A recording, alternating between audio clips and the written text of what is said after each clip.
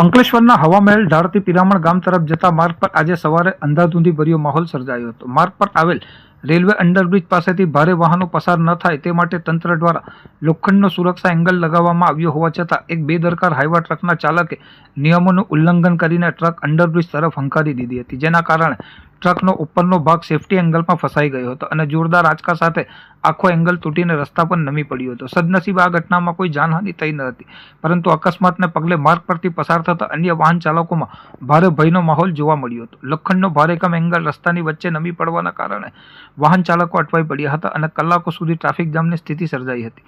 ઘટનાની જાણ થતાં સંબંધિત અધિકારીઓ કાફલા સાથે સ્થળ પર પહોંચ્યા હતા અને ક્રેનની મદદથી રસ્તો સાફ કરવાની કામગીરી શરૂ કરાવી હતી। ક્રેન દ્વારા ક્ષતિગ્રસ્ત એંગલને કાપીને કે ખેંચીને હટાવવામાં આવ્યો હતો અને ફસાયેલી ટ્રકને મુક્ત કરી રસ્તો ખુલ્લો કરાયો હતો। આ ઘટનાને પગલે સ્થાનિક લોકોમાં ભારે વાહન ચાલકો સામે રોષ જોવા મળ્યો હતો અને પ્રતિબંધિત માર્ગો પર વહીવટી તંત્ર દ્વારા વધુ કડક ચેકિંગ રાખવામાં આવે તેવી લોકમાંગ ઉઠી છે।